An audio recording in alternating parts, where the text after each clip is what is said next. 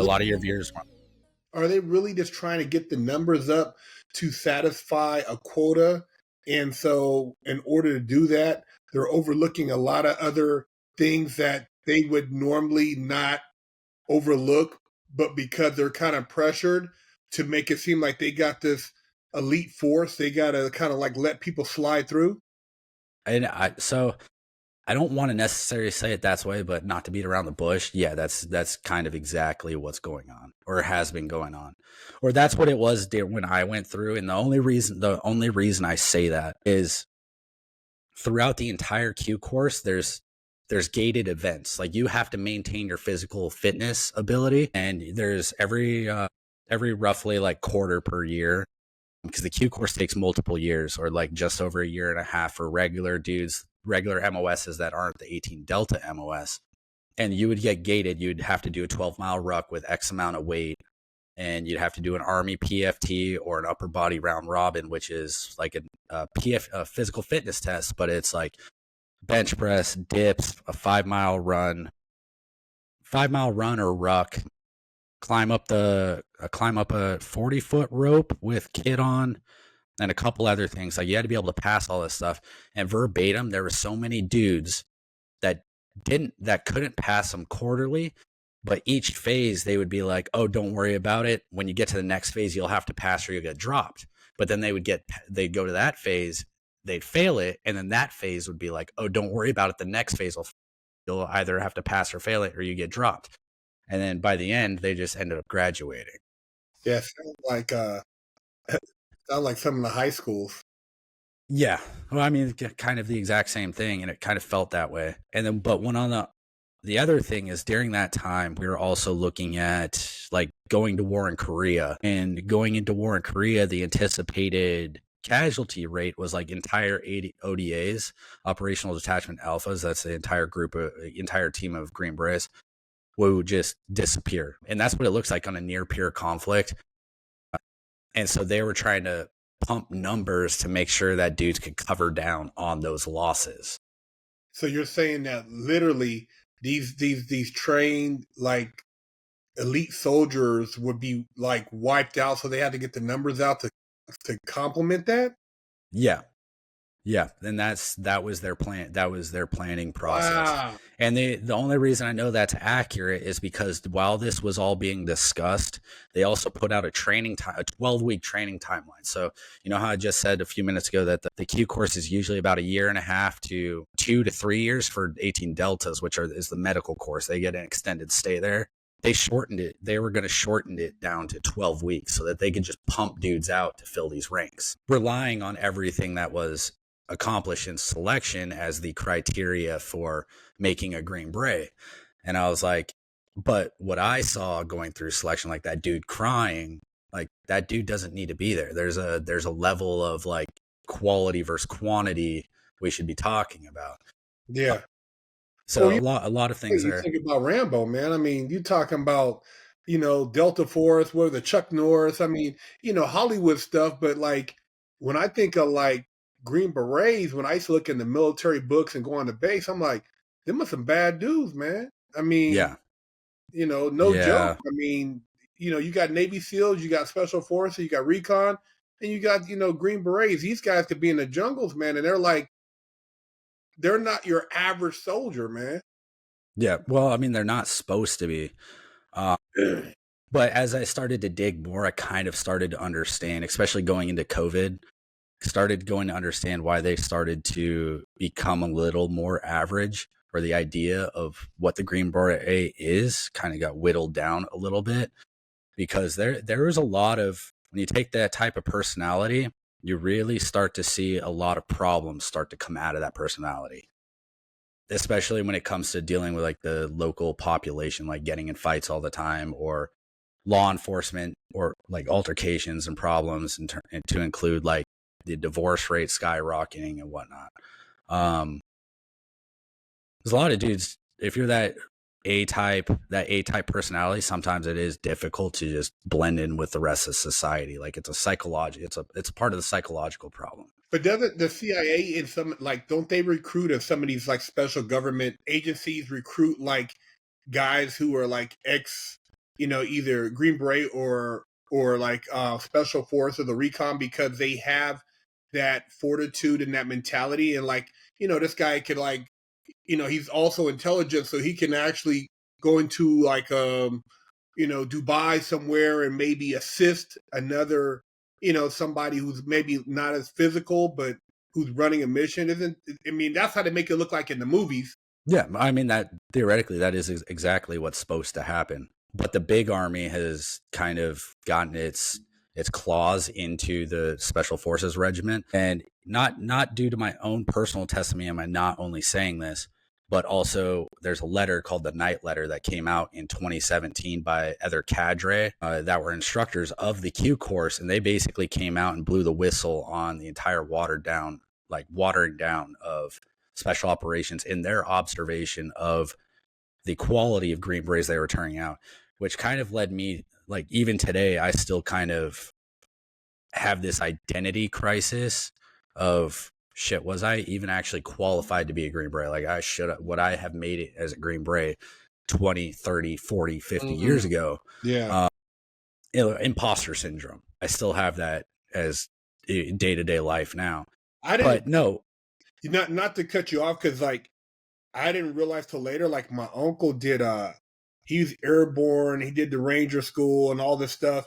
And I remember when he came back, I never really talked to him about it, but then talking to other people in the military, and back then in like the 70s, you had to be a SAV, jumping out of the plane, Ranger school training and stuff. I mean, you were like, he was pretty elite, and he was a hell of an athlete too at the time. So I kind of look back now like, damn, I wish I would have had more conversations with him about that training, because I know back then it was a lot different, and then compared to now, how basically they're babying people to kind of make it seem like they have the numbers and they're sufficient, but they're really almost putting, it's like in these schools where they're lowering the math test, so an A is really a B minus, but they're giving you an A to make it seem like you're still smart, but you're not really that smart.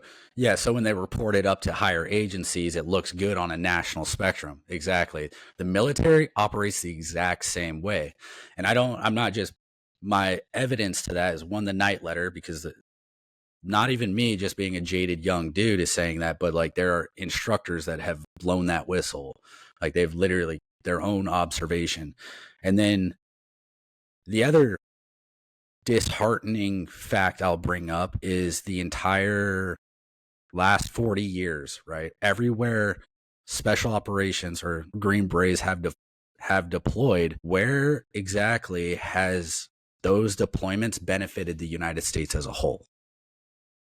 And one of those questions, and no matter where I dig, one can make the argument that Ukraine, right? Ukraine has been plussed up. There's a lot of Green Berets from 10th Group that rotated in and out of Ukraine that trained their infantry and special operations guys, and they've withheld in a near-peer conflict. But at the same time, their fighting and capability is nowhere near beneficial to the United States right now, because we're destroying our own economy just to keep them alive, like keep them afloat. Because ideally, as Green Berets, we're supposed to be able to do more with less, right? So why isn't the Ukraine military able to do it more with less? In fact, they actually did. And when I was talking to Cody and Aaron on Stranger by the Hour podcast, the Kharkiv invasion had just taken place, where Ukraine started to push into Russia, and brought up to him, like, Russian doctrine is very different from the Western doctrine, being that Western doctrine, everything is oriented around the infantry. Like if you're not infantry, you're support for the infantry, meaning even if you're a Green Beret, you support the infantry. Russian doctrine is exact opposite. Everyone supports artillery in the Russian doctrine. And they also function more of like Hannibal Barca during the Battle of Cannae back in the Second Punic War. Whereas basically he would take his front line of infantry, spread them out, and he would have his most experienced and his heaviest fighters on the flanks during the Battle of Cannae. And then in the center, he would have his least experienced and least capable. So when the advancing Romans clashed into that middle, the flanks automatically began to surround. And by the time they got to surround, all the archers had to do was maneuver to the flanks, and they can beat down on the center. Well, the Russians, they do that exact same tactic, but with artillery. So when you invade, because Russian can't be conquered. Like it's too big of a landmass. By the time you push supplies in, by the time you move a line of advance into Russia, you have to back that up with a supply train, right? Napoleon tried it, failed miserably. The Pashtuns tried it 8,000 years ago, and everyone else in between has tried it. It's failed every single time. So when they pushed into Kharkiv and started to push into Russia, what Russia did was let them have that ground. They overextend their supplies, and then they just pound the flanks with artillery. And now that entire limit of advance has been dissipated, and all it took was 6 months. But what did Ukraine get out of it? Nothing. They burned through an entire year's worth of ammunition, supplies, and probably manpower. So they just took the bait. We say we didn't advise them to do that, but I'm like, we've been training them for how long? 10, 15 years. That whole war looks like to me is just a money laundering operation, and trying to offload surplus military goods that is going to make a lot of people very rich, and then the rebuild. It's a joke. I mean, when you look at it from a perspective of, like you said, economics, but our economy here and what they're doing for. I mean, where's the win at?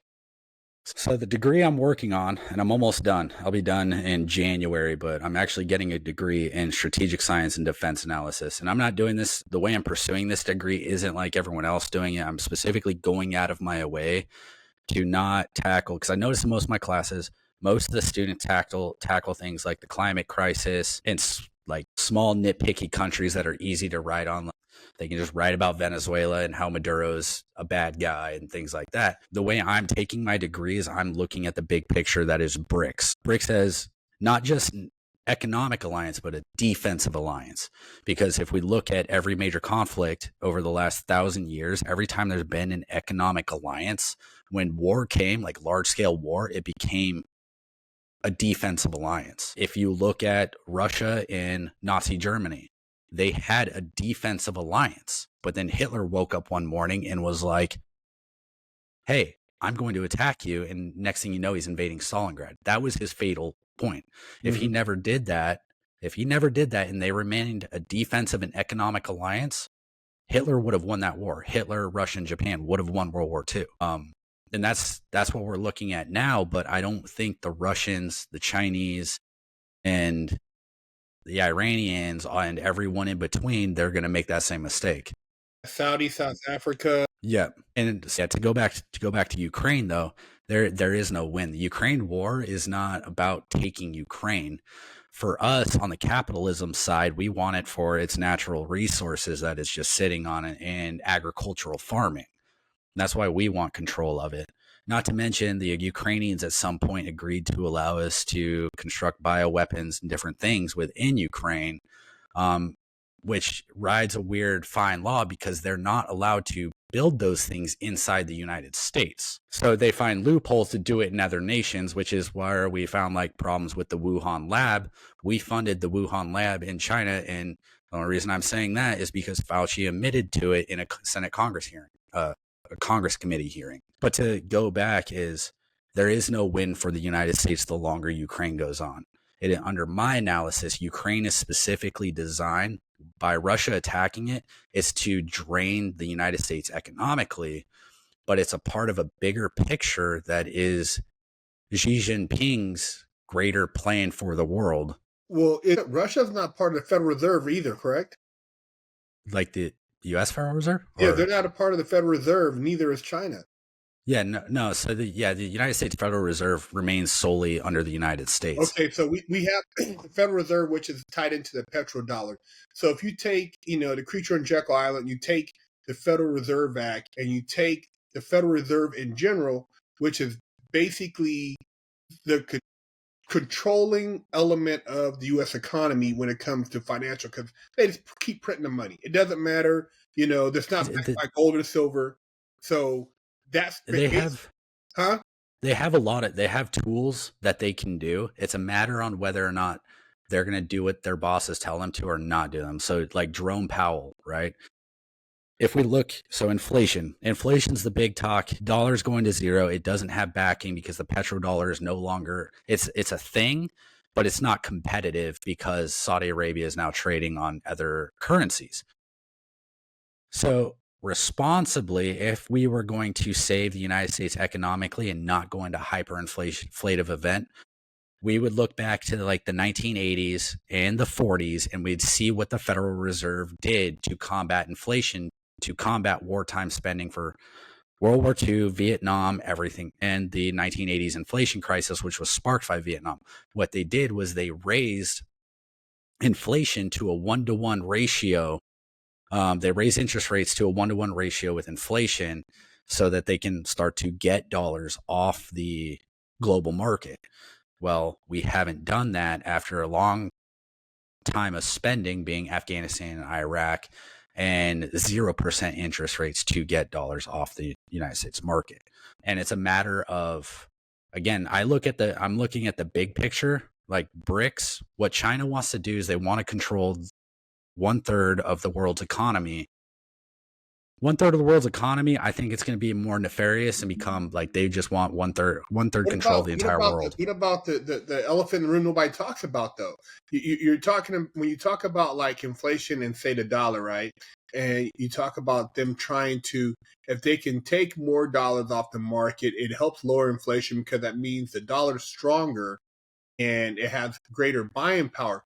But on the flip side of like what you said, as far as like the Vietnam War, even some of these other wars, you have illegal trade. The Vietnam, you had X amount of dollars that wasn't accounted for in heroin that made the United States government a shit ton of money. In the 80s, you had crack cocaine and cocaine in general, which was basically being ran by the government. You can't be a kingpin and not be working with the government. So I always look at like, when I started doing like really looking at like just black and white, it's never black and white. And they don't teach us gray area. And people are so caught up in just working the gray area economy, whether it be fentanyl now, which is the China's taking the old playbook out of the opium wars.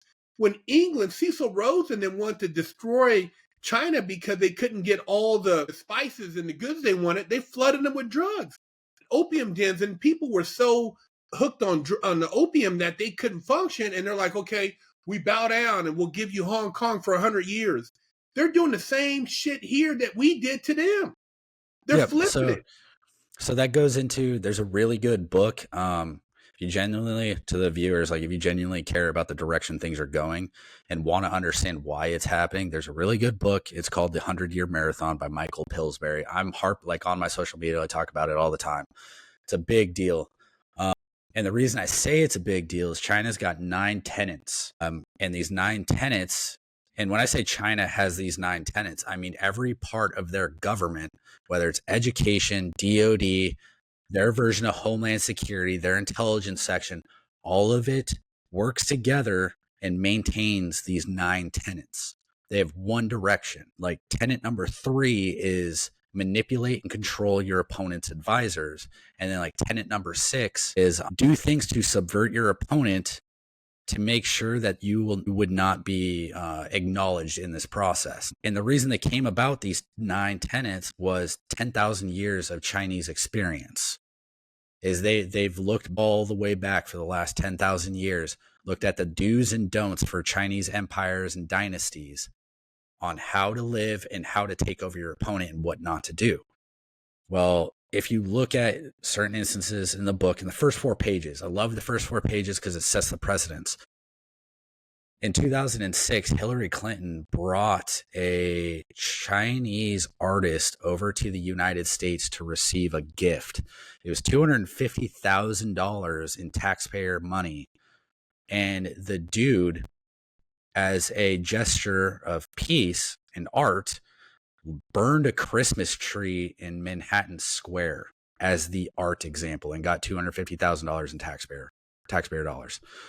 And a Christmas tree, and everyone's like, oh, it's whatever, it's a Christmas tree. But no, it is a Christmas tree is a beacon like of the West. Like the West really stood up Christmas as an ordeal. And then the same artist would go on to later state that 9/11 was a beautiful piece of art, was his Not direct quote because I don't know Mandarin, but that's what he meant in his quote within the book, with the 100-year marathon. But that's within the first 4 pages, and once you start there, it takes off from there. But I advise everyone to read that book if they want to understand the big picture of what the play is. And Well, it they've makes already infiltrated Hollywood too. They said, like, I don't know if you're hip to like Hollywood, the NBA. They own, I forgot how what the majority interest is in the NBA, but in Hollywood also. Look at the trend in movies, and you'll start noticing there are going to be more Chinese looking actors that are like heroes, or like the antithesis of like the person who's like favorable in these pictures, and you're going to see that trend next. And as they do that, like you said, it's very subtle, but people will be becoming like more susceptible. And I'm not saying like it to be anti-Chinese or racist, but they're doing it in a way where the takeover, it's already happening. It's like if you wake up one it's day, you're like, oh wow, okay. that's one of my hypotheses is, and I've talked to Aaron and Cody about this, is the UN takeover. So China effectively joined the UN. They signed some charter, I believe it was in 2018, to where they can actually intervene into countries. They own a huge, significant portion of United States real estate. Yeah. They owned every single port, every single shipping port on the West Coast. They own the land to it Why do you think they let via them? some sort of. So why? I believe, my personal perspective and observation of what is going on, when I look at like Governor Gavin Newsom's private meetings with Xi Jinping, like Yeah, when he yeah, came yeah. when he went to San Francisco, also when Gavin Newsom flew to China, we still don't necessarily have a clear transcript of what was said in those private meetings, because usually there's a transcript that was released to the public. There wasn't one for some of these meetings, and it is my observation that under the guidance of ATP 3 TAC 05-1, which is a special forces doctrine for unconventional warfare, the entire western coast is like a preparation for an environment for a significant land invasion in the coming future. Don't know when, but my hypothesis is they're going to eventually, there's going to be some sort of large scale, whether it's attack or subvert of the system. So they take down, like, say, the entire energy grid. All out chaos breaks out here in the United States, right? Like if you woke up one morning, there was no emergency services, cops can't be called, ambulance can't be called, you can't even get a hold of your family or anything, everyone's going to lose their mind. Like we saw during COVID, when people were physically attacking each other for toilet paper and hand sanitizer. Multiply that by 50 and make it for survival, because if the energy goes, you can't pump water, you can't get access to food, supply lines shut down.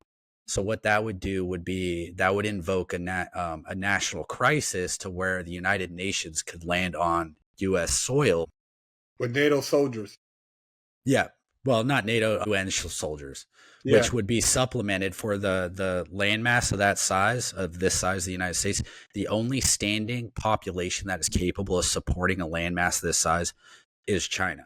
They have roughly an estimated 200 million military-aged male population, meaning between the ages of 18 and 38, that they can pull from anytime they want, because they have an overall population of 1.2 million. And then if you break that down into the number since 1988, you look at roughly 200 million military-aged males. Now, do you think there's anybody in the American government who sees this, and that's why? I think I love that question in particular, because yeah, there are people, but the problem is like, for instance, we have 900 general officers. There are 900 general officers. Can you imagine trying to get all 900 of them working together? Because then you're playing a game of egos. You're trying to get a game of like, who's going to be the boss? Who's going to be the guy that's calling the shots, right? It's just the government is so inefficient and so compartmentalized that no one's actively actually working together to prevent things. Granted, each individual agency has their own specific mission set, but there's over 450 agencies, an estimated 450 agencies. There's probably more that we don't even really know about, but trying to get all of them under one umbrella working together in unison, it doesn't seem likely, especially with everything we know that's been going on of recent years. Like we know for a fact, COVID was created in a lab, or it was given gain of function research in a lab. Dr. Fauci, quote from the, was it 2022 Senate Commission hearing or Congressional Committee hearing, where he said they were giving it gain of function so that it could transmit to humans. It wasn't their intent for it to be deadly. And then he'd like gaslit everyone. They don't know what they're talking about. And the dude's been in hiding ever since, it seems like. I mean, that whole thing right there with the Fauci thing, man, knowing like how he handled the AIDS epidemic and his history and how he's been in that whole, that position with the, what is it the National Department of Health or whatever it is for all those years. I mean, to even believe anything that come out of his mouth. I mean, I've been in prison, man, and I see here, like, when the warden starts talking, come on, man, this and that. I know it's some bullshit. So I knew when I seen that shit, like, literally, I'm like, man, they're running a straight psyop. And for them to spin us like this into fear, and fear is one of the greatest tools used to manipulate masses of people. I'm like, dude, this is like preparation for something else. And then you got all these people pushing all this weird ass health things, and you're thinking about like being outside, you're seeing what's going on, and then the media was a lot of stuff being taken down. They're pressuring people, they're offering McDonald's, they're offering weed, they're telling you this, and then all these doctors who were accredited, some of them Nobel Peace Prize, these guys are getting ridiculed. That shit was like crazy, man. I mean, I seen them like, what the hell? There's also trillions of dollars at stake. Well, one, there's trillions of dollars, but from my analysis, like we were talking about the invasion on the U.S. West Coast and a total economic collapse. I think COVID was the probe to see how exactly compliant Americans would be. You know, another thing COVID was? It was like, you know, you take a let's just say a big glass bottle, and you just hit it a little bit with a nail, and you got a little crack and fraction in it, and it starts spreading, you know what I mean, creating other fractions.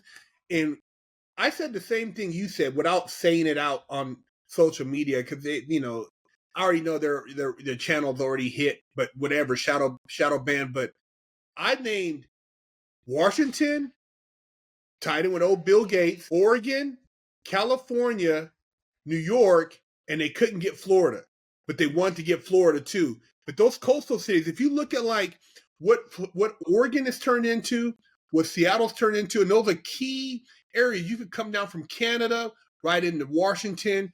You have California with the thing they had there with the first non-citizen congressperson, the Asian lady that was there. And then, like you said, when they had Xi Jinping come in and they cleaned up the city, and they had they basically, you know, acted like the king was coming.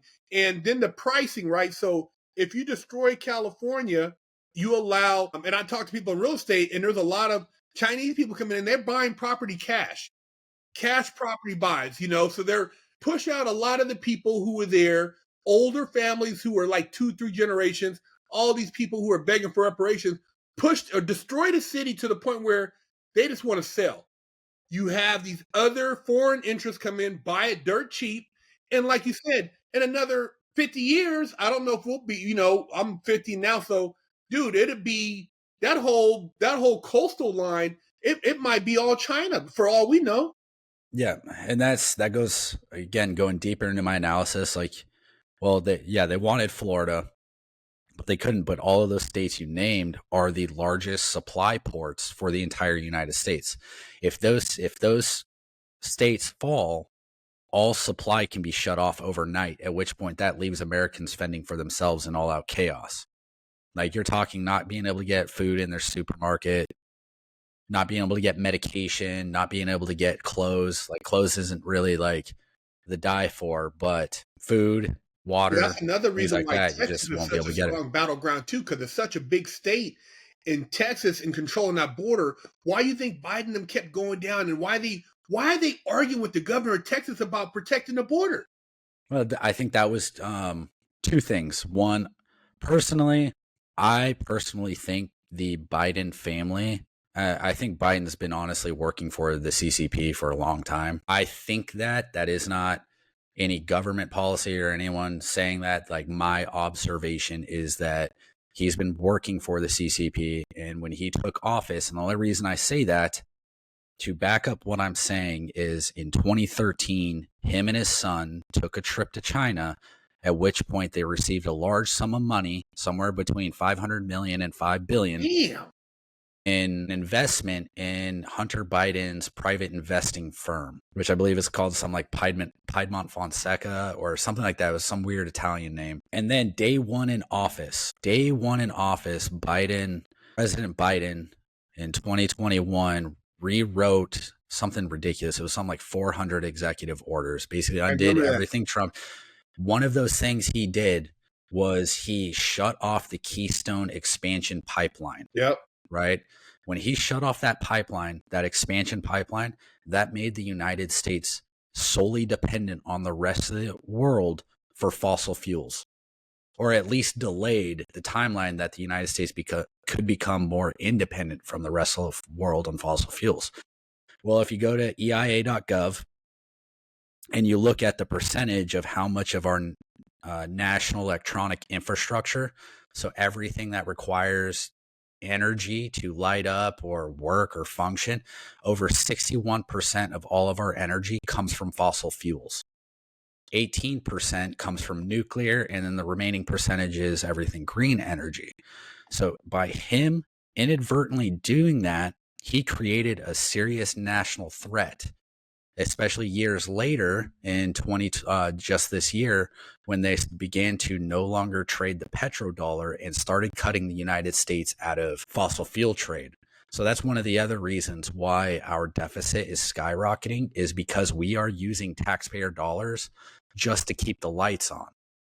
Between what about the time, also that remember that our strategic reserve that he basically, I was just going to bring that up, is in the in-between time between him rewriting that executive order to this year when we got cut out of the petrodollar agreement, he was depleting the strategic petroleum reserve just to keep the lights on. Well, now the strategic petroleum reserve is so low that they have to resort to using taxpayer dollars to keep the lights on. So any day that this economic collapse decides to happen, or BRICS wants to makes its move, or China wants to make its move, they can just turn out the lights by not supplying us with fossil fuels. A lot of economists and professors and whatnot, I've had this argument several times, or not argument, but discussion. They want to bring up like the United States as a net exporting country. Well, what they don't realize is that combustion engines, you're a mechanic, right? Like, you like cars. Yeah. When you put bad fuel, meaning fuel with impurities like sulfur and water and things like that, it breaks down the motor. Like, the motor just doesn't work. It starts to not work. The metals get deteriorated. Well, the United States, when you look at the classifications of the type of oil that the United States exports, majority of it is what's known as light oil. It's oil that's allowed to have a certain amount of impurities like sulfur and oxygen, everything you don't want in a combustion motor. So the trade deals the United States has made with the rest of the world is, hey, we're going to give you our shitty oil for X amount of dollars, but we need your good oil to pump our infrastructure because we have a larger population. Those are basically the deals we've made. Well, now those other nations are like, yeah, no more. So now what we're having to do is we're having to broker with Canada to give us some of their dark oil that they're pumping in.